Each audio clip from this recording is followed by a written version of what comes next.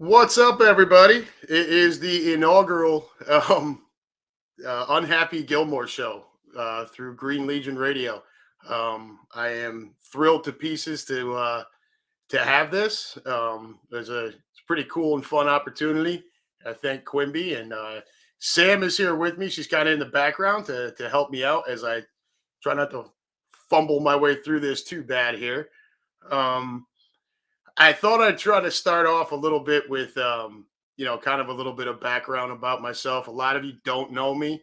I don't know if any of my buddies will log in here, um, guys that I've known for a long time. But I've met some of you out on trips with the Green Legion. You've a lot of you have seen you've seen my, as Quimby likes to call it, my colorful vocabulary in some posts.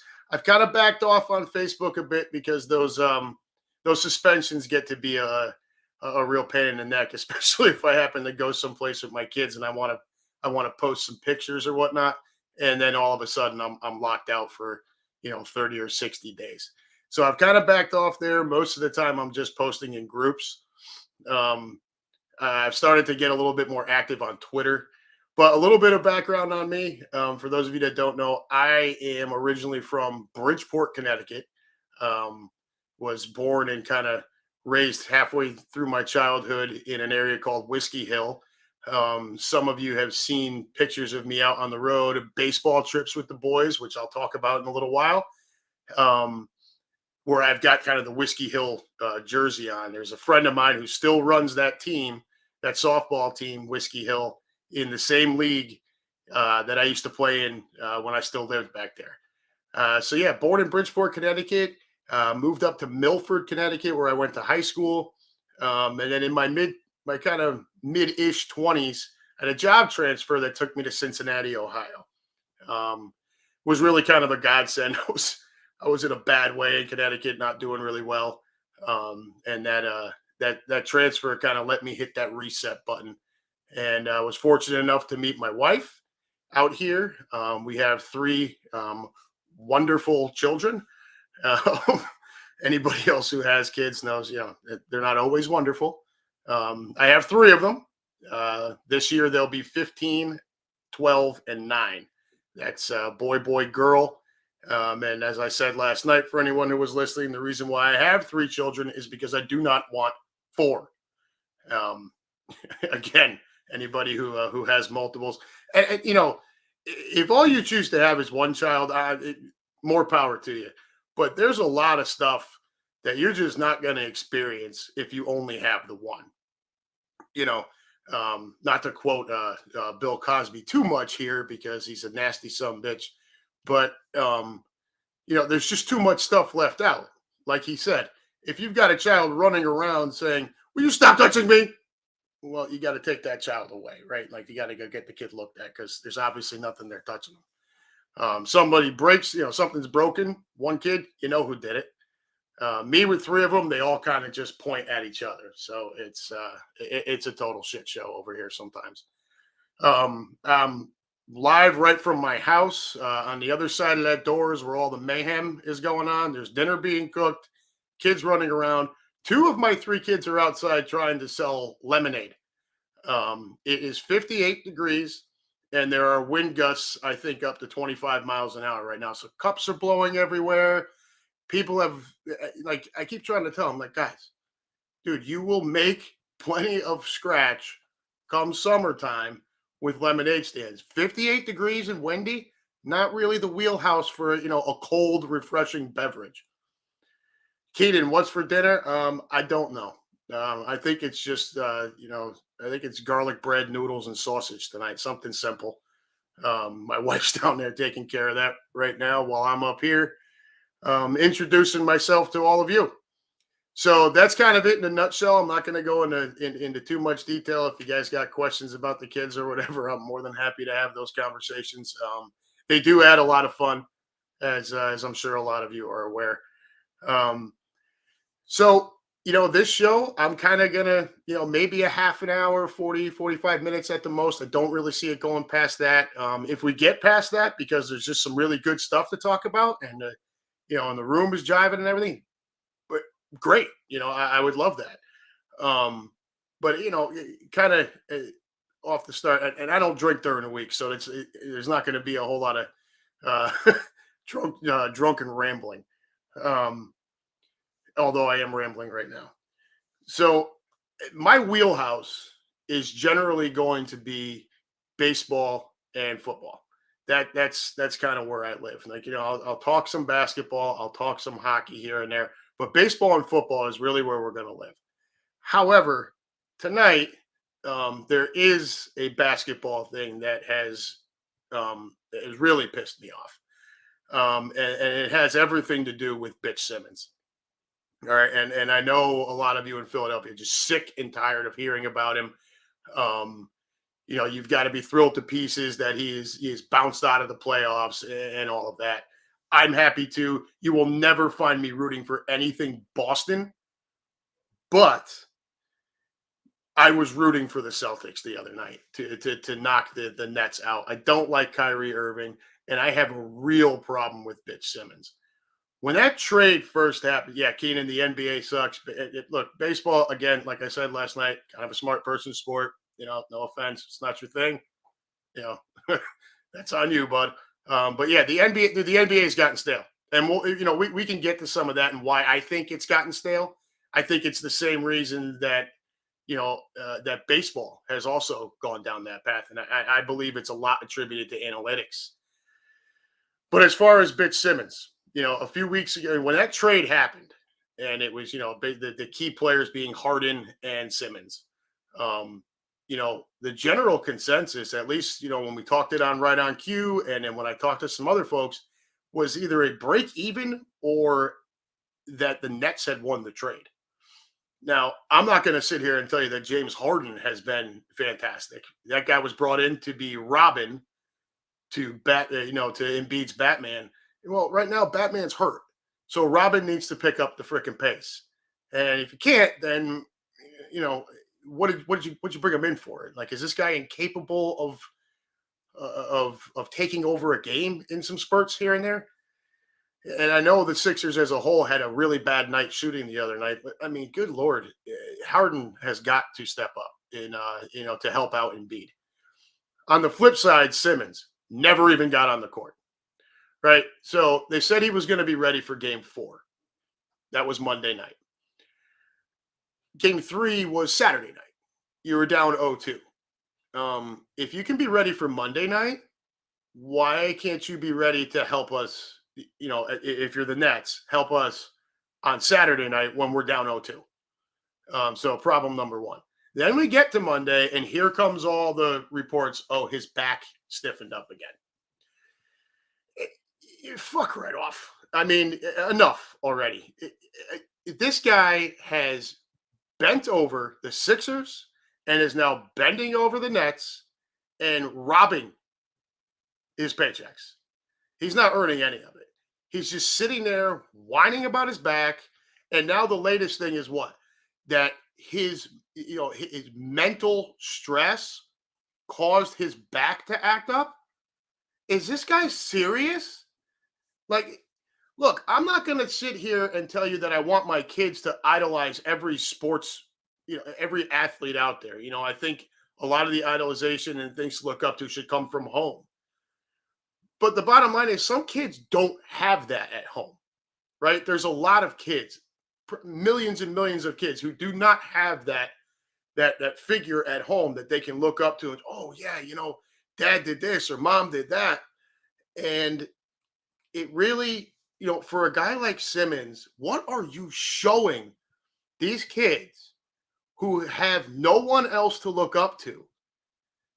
So they turn to sports heroes, athletes in general, and this is what they see. Oh, well, that's just great. So now the moral for these guys is, oh, well, let me just be good enough to get there, and then I can whine, bitch, moan, and complain that mental stress is making my back act up, and I can sit there and just collect a paycheck with my stupid fucking sunglasses on the sidelines. Enough with this guy. I was never more happy to see somebody get bounced out of the playoffs. I don't like Kyrie Irving either. That guy's just a weirdo, right? Like flat Earth and everything. Come on.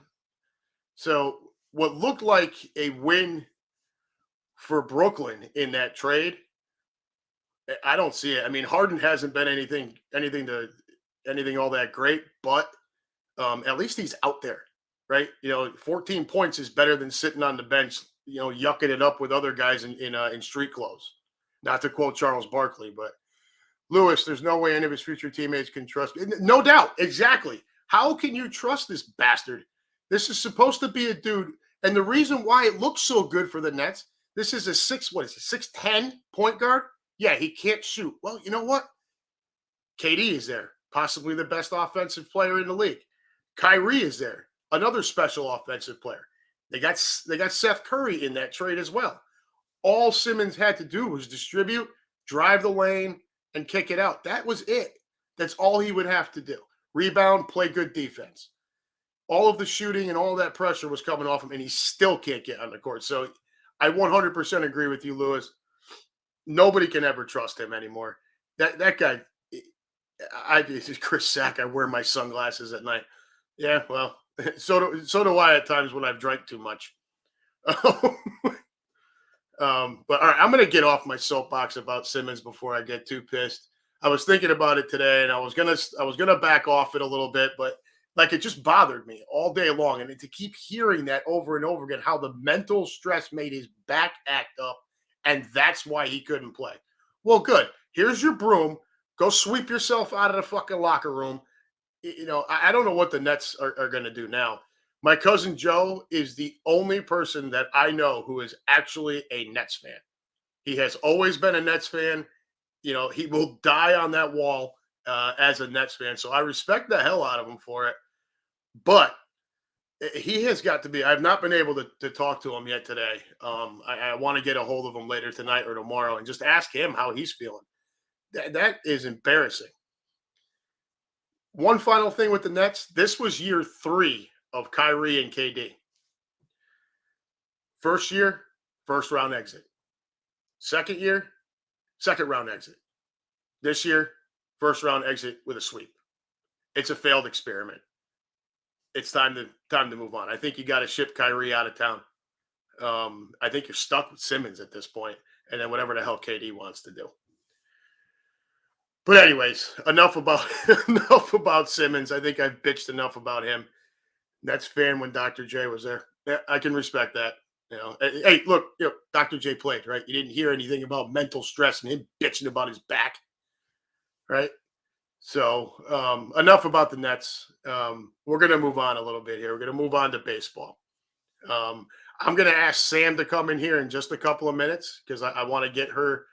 I want to get her take on something. But first thing I want to say is we talked about this a little bit last night. Quimby kind of gave me the floor late in his show last night. I had the pleasure of going to Detroit over this past weekend. And now that sounds ridiculous in itself. Like, who the hell takes pleasure in going to fucking Detroit? But when there's been about 20,000 Major League Baseball players, and Miguel Cabrera becomes the 33rd player to ever get to 3,000 hits. That's 0.0016% of everyone who's ever played Major League Baseball that has gotten to that milestone. My sons and I, we take a baseball trip every year. I've kind of talked some of that with Sack. I try to take them to different stadiums every year. My middle was a little behind my oldest, so we're trying to get him caught up. And Detroit was on that list. So tie it into Detroit, and then all of a sudden Miggy's chasing down 3,000 was a pretty good time. What I will say with Detroit, we left the Ford Museum at about 11:30 that morning, and it's about a 15-minute ride from the museum to Comerica Park. We were at the gate going through security when Cabrera was announced coming to the plate.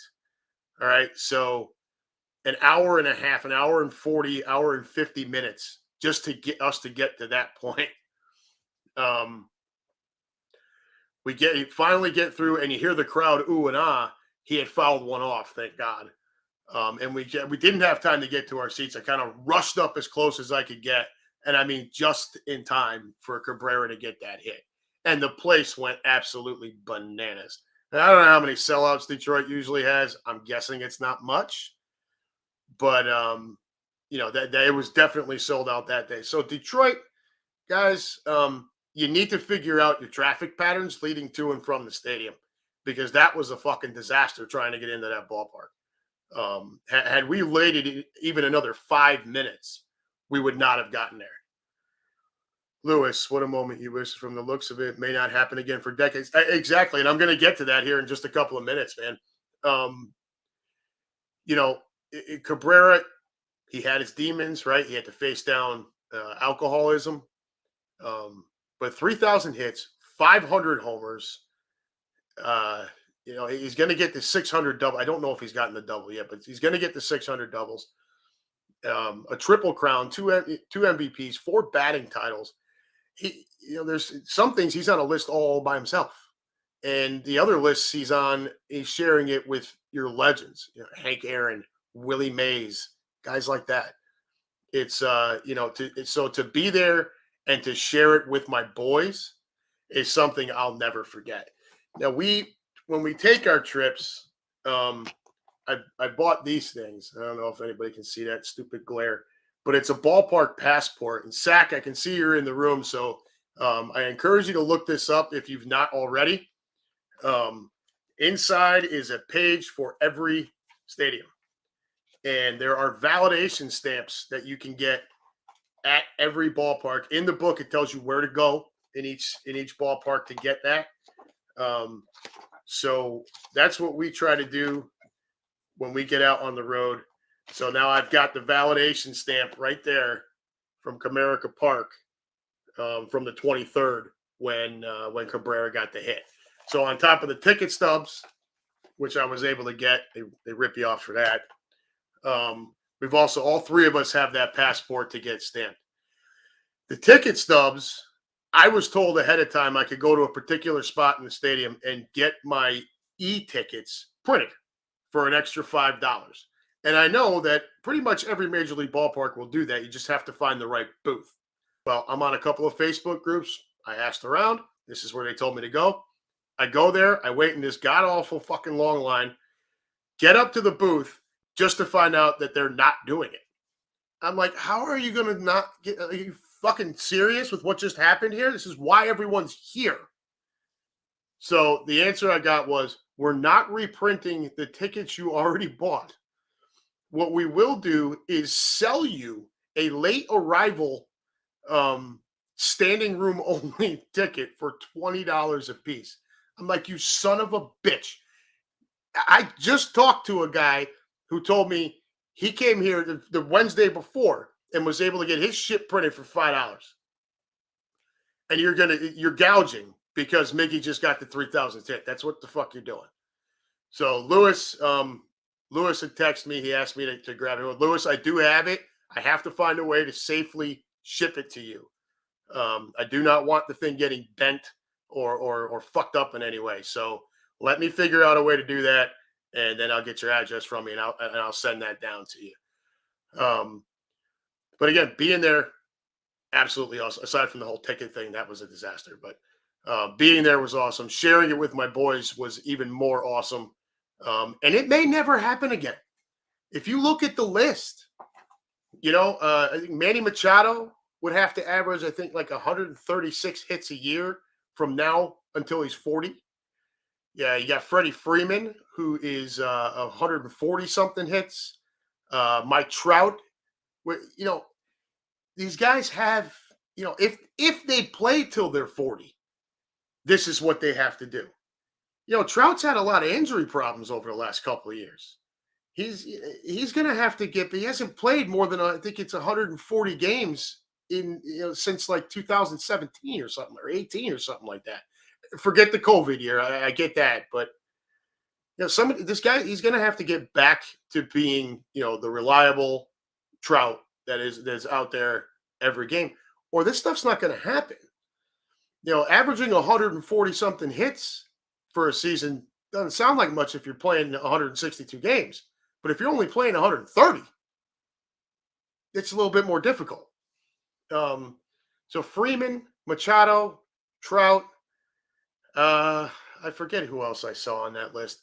There was like 5 guys that could get there. But I mean, take a look at the way baseball is being played right now, and the analytics portion of it, where everything is geared towards exit velocity and launch angle. And Quimpy's gonna kill you for talking about Trout. That said, keep doing it. Fantastic. We're gonna put that one up there.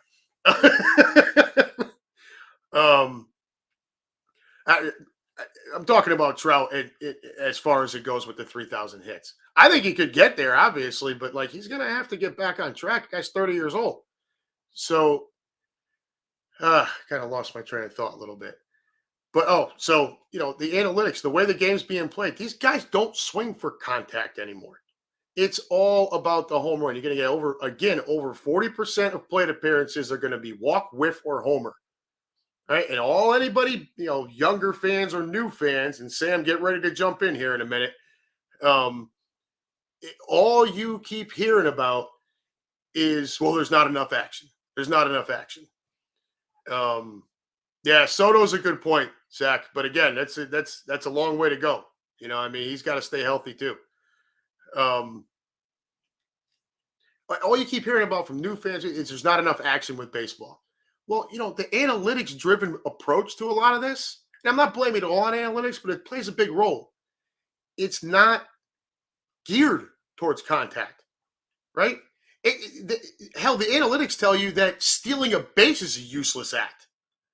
Like, it's only useless if you don't know how to read the pitcher, figure out his timing, get a good jump, you increase your chances. They tell you it's useless because of the probability of being thrown out. I watched Anthony Rizzo steal third base last week. But these pitchers aren't holding guys on anymore because nobody fucking steals bases anymore. Sam, can you jump in here for a minute? Or do I have to do something? No, I got it. There you go. All right. So, Sam, I want to ask you something here. And I know you're kind of, new to the baseball thing, right? And we can all thank Chris for that. Yep. I tried to get you in the NCAA tournament. From what I could tell, it was a failed attempt on my part. I know I did. I watched a lot of basketball. That's not true. I did. I watched a lot of basketball. Well, did you watch just the NCAA tournament, or did you watch the conference tournaments leading up? Nope, just the NCAA tournament. Yeah, see, you're not doing yourself any favor. Although that is the best postseason in sports, and you won't get me to feel any differently. Anyways, listen, guys, I'm trying. So we have Chris to thank you for the baseball. So as a kind of new fan, right, and somebody who admittedly doesn't know a whole hell of a lot about it, you're watching baseball, right? You're going to games, or you're watching it on TV or whatever. I've been to one, and I've been watching I would say 6th, 7th, 8th, 9th innings. Late in the game. Yes, where it matters. So what is your impression as a new fan of baseball itself? Slow, right. A lot of guys just kind of swinging and missing. Not a whole lot going on. That would be my sum up word, is just straight up slow. Straight up slow. So what do you think? Fito, there he is. This is my buddy. Guys, for those of you that don't know, Fito is the gentleman who runs Whiskey Hill. He's also the president of that, on the board of that softball league now. So when you see me in those jerseys, it comes from that man right there. I've known him for over 20 years now. He's a really good dude. He's a really good friend. So slow, Sam. That would be my initial and overall evaluation of baseball. Right.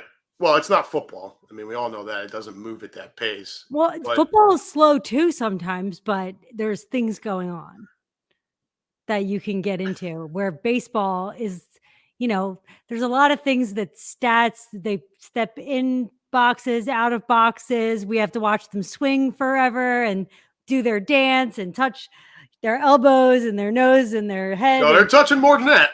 I mean, there's like a lot of like, what's the word I'm looking for? There's a lot of habitual things that happen over and over and over again. They have to do this whole routine, and then they finally go to swing, and they're waiting for the perfect pitch. I personally, it's just a little slow for me. It's a little slow. I don't totally disagree with you. I'm not big on the guys that have to step out of the box, do the same fucking song and dance all the time, right? Noam Garcia pop up with the fucking Red Sox years ago was the most obnoxious, egregious person with that. He'd step out, he'd like tap his toes and everything. It was just fixing his freaking his wristbands. It would drive me absolutely nuts. Not to mention the fact that I hate the fucking Red Sox anyway, so that didn't help anything. But yeah, no, I'm not a big fan of that. They talk a lot about putting in a pitch clock to speed it up a little bit. I think it's more of a get your ass in the batter's box clock. Um, that's kind of the way I look at it. I Like, think I think the other thing is like the changing of the pitcher in the middle of an inning, yeah, where that's like a whole pause process where mhm, they get to warm up a little bit. That's like one more thing, like we're waiting again. yeah. So they tried to limit some of that by making pitchers face at least three batters. Because prior to that, you'd have guys come in and face one dude, and then another guy come in and face two, and then it'd be a whole nother pitcher the following inning. So they've tried to limit some of that. My problem is the way they go about, you know, from an offensive standpoint. Growing up, and Sack can probably attest to some of this. I know Fito can. I know definitely know Lewis can. Contact. Put the bat on the ball, and good things happen. What's the saying in hockey? Throw the puck in front of the net. Good things will happen. It's the same type of shit. The umpires need to control the pace better. Tell them to get their ass in the box. If not, let the pitcher throw it. How about we let the pitcher just throw it at his head? You give him a little chin music. Get in the box, dude. It's obnoxious. JD Martinez is another one. He's got to step out. He's got to take this big breath, all fucking big dramatic pause, pain in the ass, and then he wants to get in the box and hit. I got one more too, because like what's with the every player trying to get a home run? Like, That's my problem with it. okay, because Everybody's like up there swinging from their heels. right, there was a time when there was just bases loaded and things were happening. Not every single batter was trying to hit a home run, right? Right. That did exist at one point. It definitely did. I mean, it wasn't just for bases. The idea was hit the ball hard, square it up, put the barrel of the bat on the ball. Whether it went out of the ballpark or not is whatever, but it hit it hard, right? Put the ball in play. Yeah, you got a runner on second base. Hit the ball to the right side to get him over to third. Um, yeah, home runs used to be special, and they're not. And I don't want to be too much of a get off my lawn guy with that. It's not. Home runs haven't been that special in a very long time. Keenan, let them all juice. Home run derby every game. Nah, hard pass, bud. No thanks. Yankees and Red Sox, insanely long. I agree with you, Sack. Totally agree with you. Those games take forever. I think there's extra commercials in there because they know how many friggin' people are watching. And, here we go again. Sam Quimby muted me last night. Don't be shocked if Sam mutes me on my own show right now. I am a New York Yankees fan, but I'm also an honest baseball fan. Those games are way too long, and I don't want to play the Sunday night game every time there's a weekend series. That shit annoys the absolute piss out of me. Can someone else get a shot? Is there not like a Reds Cubs? Is there, can we get Phillies Mets? Can we get, Dodgers Giants? Does it always have to be, the Yankees and Red Sox are playing a weekend series? We got to put them on Sunday night. Fuck off. Where's my Sunday afternoon game? So I can, enjoy the rest of my day. Place of play doesn't bother me. I enjoy it being the only sport without a clock. I do enjoy being the only sport without a clock. I do. But there are some things that can help that along. And one of them is stop those guys from getting out. Now, you got to step out of the box, look down at the third base coach to get your sign. No issues there, but that's quick. All the theatrics stepping back in it's a bunch of bullshit.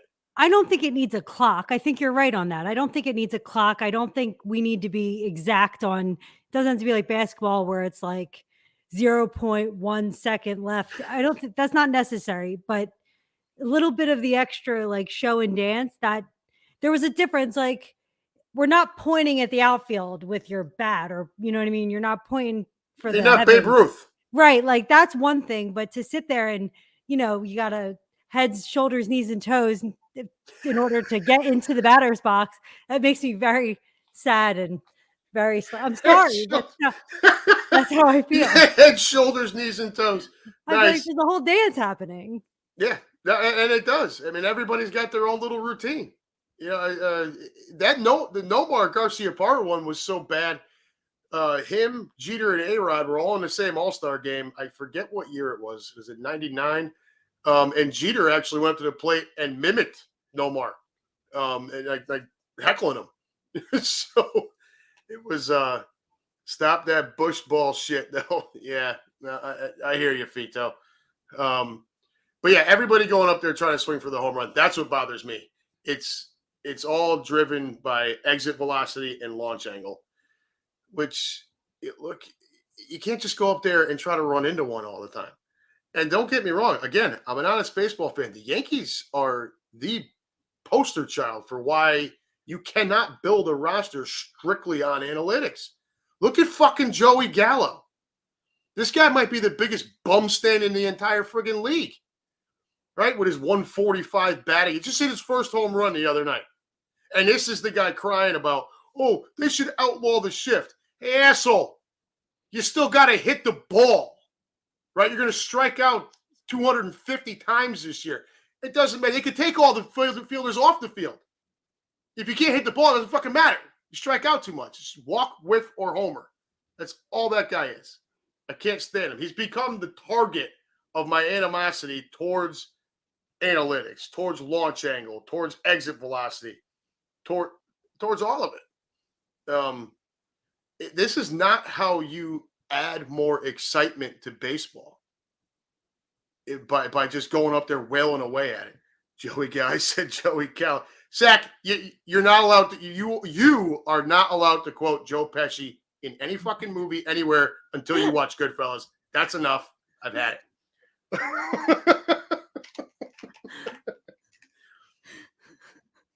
That was good. Although I do love that movie. Marissa Tomei was ultra hot in that movie. But yeah, so back to the 3,000 hits. It's possible. Home Alone and Home Alone. Enough with the movies. What you did, like, you go. Back to the 3,000 hits. I mean, it's possible some of these guys get there. Sack brought up a good one with Soto. Very young, and he's just 500 hits. So there's guys who have a chance. But the way they keep coaching these folks and the way the game is going, like it's not as great a chance as like years ago when you would see, like, you knew Tony Gwynn was going to get there. You knew Wade Boggs was going to get there. If Mattingly's back hadn't gone out, he probably would have got there. Winfield got there. And the list goes on and on. So to be able to share that with my children, they've got a memory forever. And whether they end up lifelong baseball fans or not, I'm sure Keenan would try to talk them out of it. They at least know that they were there for that. And they've got all the proof in the world. We've got pictures. I've got the ticket stubs, and we got our passports here with the stamps in them. Again, Sack, if you haven't looked into that, as your boys start to get bigger, that's something you probably definitely want to take a look at. And I think they will back stamp for if you can kind of prove that you were at games, previous to right now. But I can try to get you some info on that. That's all I got on baseball right now. Yankees look good right now, but that's because we're playing Baltimore. It drives me nuts that the Mets are in first place. I really wish the Phillies would get more consistent and catch the fucking Mets, because I can't stand the Mets. Right? They're like little brother. It's the annoying little asshole pulling on your leg all the time. Hey, look at me. Fuck out of here. Nobody likes you anyways. All right. That's how Phillies fans feel also, correct? We don't like the Mets either. No, you do not like the Mets. Okay, yeah. Good to know. Nobody likes the Mets except for Mets fans. Listen, I'm trying. I'm trying my best. Look, 3 things about me as far as baseball goes. I hate the Red Sox, I hate the Mets, and I hate any fucking team from Canada. That's it. Right. So right now it's just the Blue Jays. Although, So Canadians aren't allowed to play baseball? look, I tried to plan a trip with the boys to Toronto this year. Well, you picked a bad year for that. A bad year. It's been a bad 3 years to try to get up there. True. I mean, this shit. So now they have this thing called Arrive Can. It's some app that you have to go in and fill out all your information, and you have to provide them with your 14-day quarantine plan. Dude, I don't even know if I'm going to be in your country. I don't intend to be in your country for more than like 36 hours. And you want me to provide a 14-day quarantine plan? Look, dude, if I test positive when I'm up there, just ship me back over the border, right? That's my fucking quarantine plan, right? If I test positive in Canada, kick me the fuck out of your country and I will happily go home, right? Because like I told you guys, too, I think it was 2 weeks ago, COVID doesn't exist out here. Not here, right? It's all, I'm in Butler County, Ohio. Our sheriff is a gun-toting maniac. First of all, you just called him a sheriff. There's a problem in itself. Oh no! Sheriff Jones is awesome. We don't have sheriffs where I live. Right. See, yeah, but you have a lot of gun control, right? No, not in my town. Are you guys still having to wear masks when you go eat? Not in New Jersey, but in PA, I think they do. Philly still has to? Or for right now, they do. And it's going away this week or something. Jersey doesn't. This shit, look, people, this shit doesn't exist out here. Okay? It exists in places where they want to keep you in fear of bullshit. That's the only place it exists. That's it. I'm not going to get into that because then we'll be here for the rest. We'll be here for 3 fucking hours. Like I can't. I'm from Connecticut. You think I don't know that there's a whole lot of COVID bullshit? There's no more blue state than Connecticut. And please, like I'll go insane. Indoor mask mandate in Philly lasted for 4 days. So what did that solve? 4 days. I only know about the hospitals and things like that. They have to wear their masks in the hospital still. That's all I know. 4 days to flatten the curve. I mean, what the fuck is that? Please, again, I'm done. So kind of the last thing I had, and Sam, stay with me here. I'm here because I'm just the last few minutes. I want to go into football a little bit. We've beaten the draft to death on Tuesday nights. I'm sure Thursdays. Yeah, I was just gonna say, I'm sure Thursdays. I try to catch that show as best I can. Yeah. But I give up time on Tuesdays. I'm going to be doing this on Wednesdays. Again, the mayhem happens right out there. So, so we've beaten the draft to death, especially from the Eagles, right? So I thought it might be maybe a better idea to take a look at who our division asshole rivals might be looking at. Come tomorrow night. I'm not looking at the draft as a whole, because to be honest with you, fuck the Giants, fuck the Skins, and fuck the Cowboys. Right? Nobody likes them anyways. That's the Washington Commanders, you mean? I can't do it. I'm sorry. I can't call them the Commanders. Especially after Carson Wentz came out and looked like Ronald McDonald. Like I especially can't do that. So true. Right. So, I mean, the Giants, they're picking 5th and 7th. I've got some friends of mine, Giants fans, again. Sorry to hear that. Yeah. Well, so I'm sorry to say it sometimes, but so they're picking 5th and 7th. Some of my buddies would like to see the Giants trade down with at least one of the picks and set themselves up to take a quarterback next year, kind of like what we did, right? With the trade with New Orleans. Now we're kind of set up with picks to make a move if necessary, if Jalen can't take that next step. I don't think they're going to do that. I think they're going to use both picks, and I think part of the reason is because I think they're sticking with Blues Clues at quarterback. Right, that's what I call Daniel Jones. I call him Blues Clues. I think he look. You know what he looks like? He looks like the actor that would play Eli Manning in a movie about Eli Manning. Right. Like you're just waiting for him to have that look on his face. Just some fucking dipshit running around the field, so they're going to have to take offensive line help. You could think maybe Evan Neal is there. I read a couple of things where they like Charles Cross out of Mississippi State.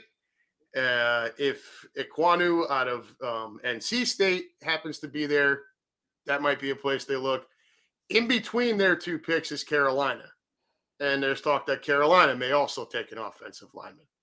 Now, the Giants could go defense with that fifth pick, let Carolina take who they want, and, as an offensive lineman, and then take, whoever's left. I think kind of that tackle position is a little bit more important. And, you don't want to let some other team dictate who you end up with. So if I was New York, I would take my tackle at 5, whether it's Iquanu, whether it's Neal, whether it's Cross, whoever.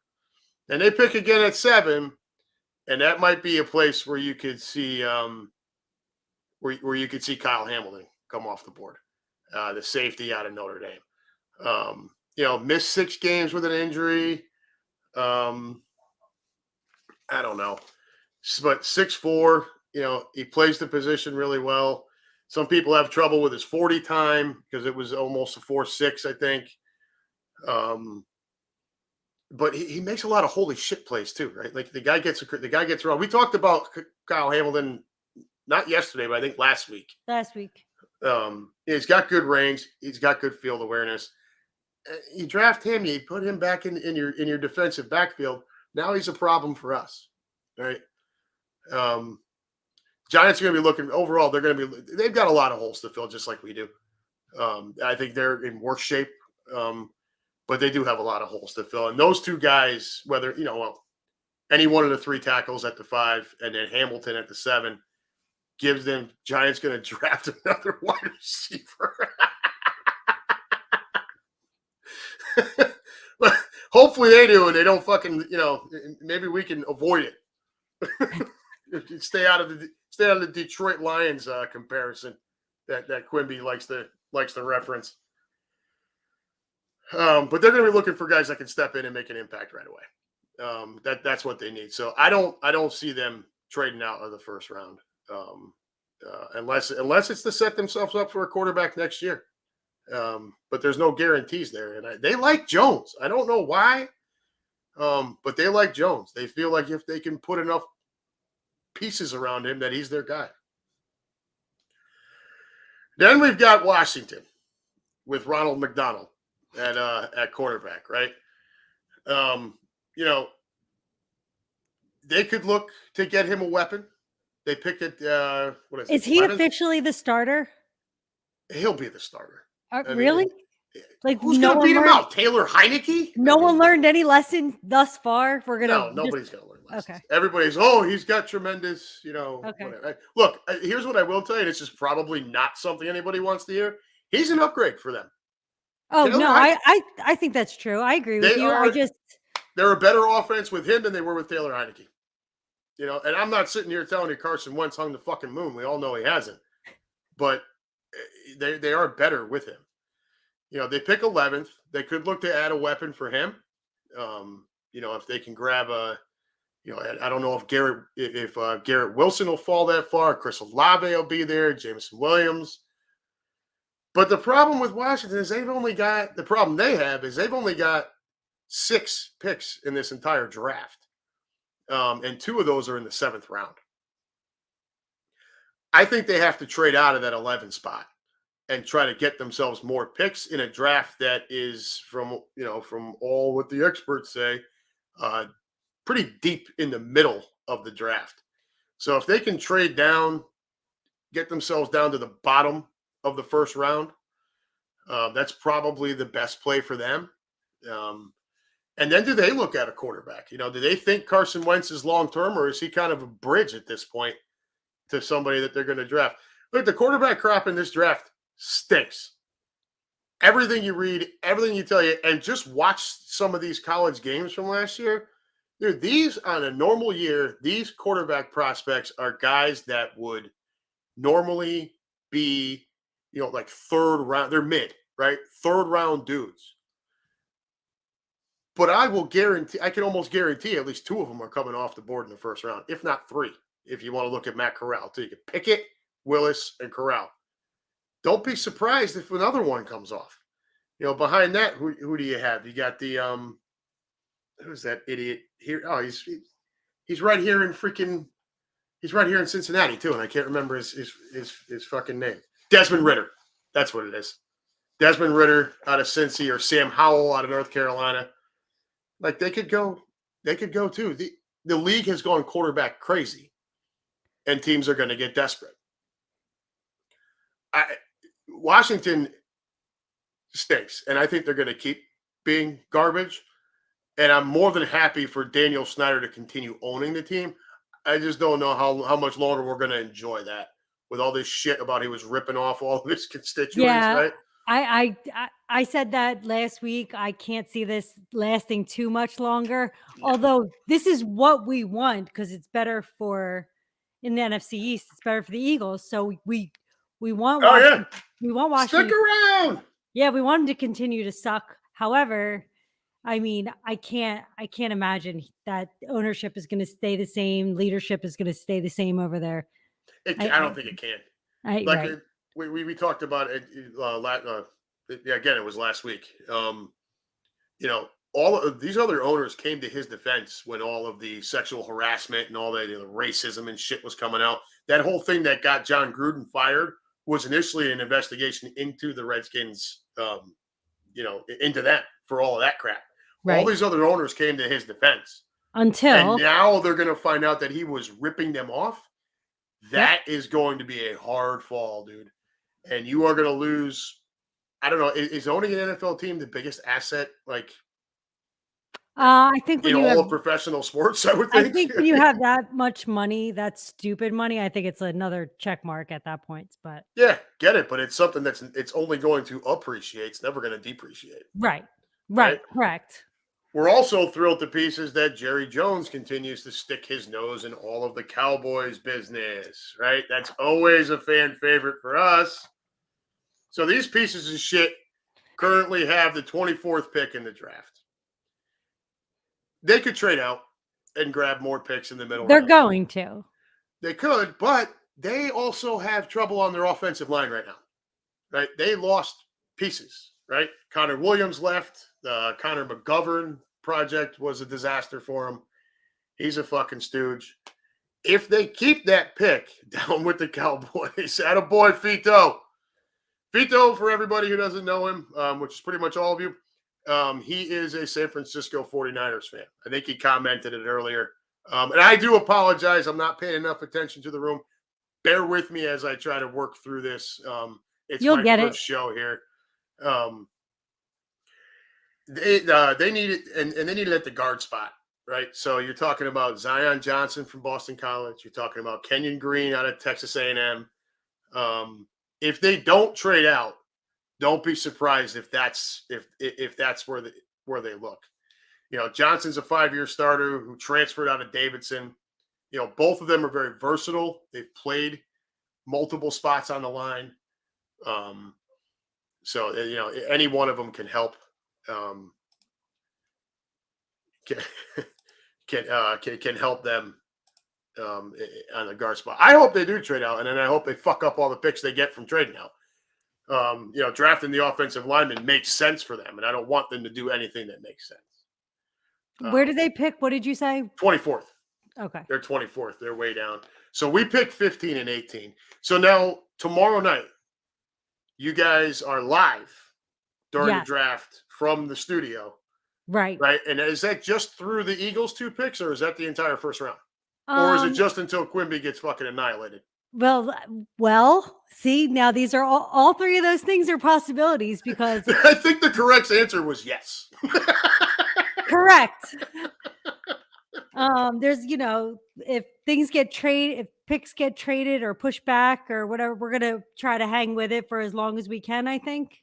So I think it sets up to be a fun night. To be perfectly honest with you. We'll see. I told my dad he was going to have to stay at the casino, which is not far from the studio. I said, Dad, you're going to have to stay at the casino for a couple extra hours if it goes late. And my dad said he would do his best. He would try his hardest to play poker longer for me. So, I mean, they keep talking about the draft being deep in the middle. The Eagles, the Jets, the Giants, the Saints, Packers, Lions, and Chiefs all have 2 picks in the first round. They're not all going to keep those picks. There's no way.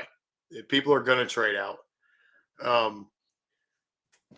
So I think it sets up to be a fun night. I am going to sign it. I'll have my computer up down in my room down there. I'm going to watch you guys and mute the TV. I'll probably have the Sixers on the other screen, and then on the third screen, I'll have some baseball game. More than likely, the Yankees, even though nobody gives a flying fuck except for me. And Fito's with me, right? 4 beers, 2 shots, and a bad pick. Done. That's basically my prediction. All right, that was my prediction. That's my exact prediction. Right. So I talked about going a half an hour, 45 minutes. I have been rambling on for almost 51 minutes here. Listen, it's not a ramble if it's good. Well, I hope I've been at least a little entertaining. I do, I do want to make sure I try to pay more attention to the room as we do this week over week. I was going to go right into baseball to start the show, but that Simmons thing really pissed me off today. So that felt like the right start. So the only thing I have left is, if you've not attended in person an NFL draft, I highly recommend it. I did the draft 3 years ago in Nashville. I was living in Smyrna, Tennessee at the time. And as like a 40th birthday present to myself, I did the draft in Nashville. And that was an absolute blast. The whole weekend I was in downtown. There's actually Green Legion was going to run a trip there. I booked it. They called off the trip, and I didn't know. So at kind of the last minute, Green Legion still helped me out with getting a room and making sure I was taken care of and everything. So again, I will plug Green Legion every single chance I get. You do not have to be a Philadelphia Eagles fan to enjoy a Green Legion trip. It does help, but all in all, it's always a great experience. That draft in Nashville was fantastic. The best part was interacting with fans from every team. I agree with you on that one. I went to Philly when they were in Philly. I went every day that weekend, and being able to, I was taking the train over from Jersey. We have a transportation called the High Speed Line, and it literally, you take it right over the bridge from where I live, and it drops you right in the middle of everything, basically. So where did they do it in Philly? Where exactly was it? Was it like at the art museum? At the art museum. That's what I thought. Yeah, but they blocked off the whole parkway so you could walk around. It was so cool and so neat to see. And I was almost sad they didn't do it there again the next year. It was I wanted more of it. I wanted to see it again. It was cool. It was every fan from every team was nice. I mean, there were some if you were walking by a Cowboys fan, you would say boo, Cowboys suck. But it wasn't even that. It wasn't even that intense is what I'm saying. You'd be like, Cowboys suck. And they'd be like, yeah, Philly sucks. Why are you in my town? So we did it. It was a good time. That draft was excellent. And you're right. So everyone should go to one, no matter where. Go to one. Because it is. Go to one. It's a really cool time. I had the benefit of living only 20 minutes from Nashville at the time. So if anybody has been to have you been to Nashville, Sam? No, not yet. No, you need to go to Nashville once. But anybody who has, so Broadway is it's the district right there from 5th Ave all the way to the river. And that is where the draft was. So everything funneled all the way down to 1st Ave, which is where the stage was. There's not a whole lot of other places that have a setup like that. You could talk Vegas Strip, but that's way too long.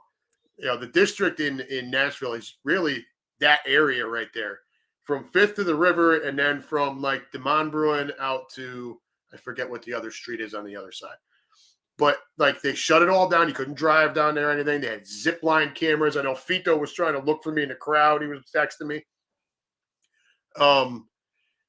So it's day 2. It's 9:30 in the morning, and I'm walking around Broadway, right, trying to shake off a little bit of the hangover. And I'm checking out the shops, looking at the different, because all the TV stations are set up in front of different bars and stuff. It was really cool. and there's a Bills fan in the middle of the road. Right, this is going to be my final thought for the evening. There's a Bills fan in the middle of the road. You guys have all seen the videos, these Bills Mafia maniacs. Let me tell you firsthand, it's legit, right? They are cuckoo for Cocoa Puffs. This dude's in the middle of the road trying to take pictures and stuff, and I hear from about, I don't know, 10 feet away, from out of nowhere! And this dude runs up and RKO's this other Bills fan right in the middle of the fucking street. Like, I don't even know if they knew each other.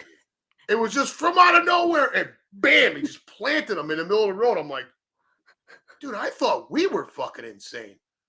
Y'all really do shit like that. Tables and shit. And then he gets up and walks off. I'm like, oh my God, this is going to be a long weekend with you people. But it was a blast. I mean, I hung out with Chiefs and Raiders fans and Patriots fan. I mean, they were everywhere. We're just talking I don't know about if I who's could do taking that, what. but Nah, he was all right. He didn't even have a Brady jersey. I had a Bledsoe jersey on, which all I right, all respected. right. Yeah. He wasn't representing your husband. So Oh. that was just. Sam, you got anything you want to add at the end here? No, you did a great job. I'm glad to be part of it, bud. No, thank you for sticking with me here and making sure I don't screw this up too much. Everybody, I promise as we move along, I will pay more attention to the room and interact more with your comments. Just bear with me as we go over week to week. This will be every week, every Wednesday night, 6 p.m. Unhappy Gilmore. There will be at least one rant every evening. I don't have to plan it. Rest assured, week to week, something will piss me off. Sam knows that firsthand. She's interacted with me enough where something's going to make me. You've seen me on Right on Cue. Something's going to piss me off. So, Lewis, yeah, 1 down, 299 to go. He told me it would be 2082 before I got to show number 3000, and I said I would be 103 years old. So then he was coming up with sponsors for me, like Depends or whatever. So I sent him a link to that old SNL skit. Was oops, I crapped my pants with the old people. Yeah. So, all right, everybody, we're gonna get out of here, and I will see you next week. Thank you for hanging with me, and yeah, that's about it. Thanks a lot.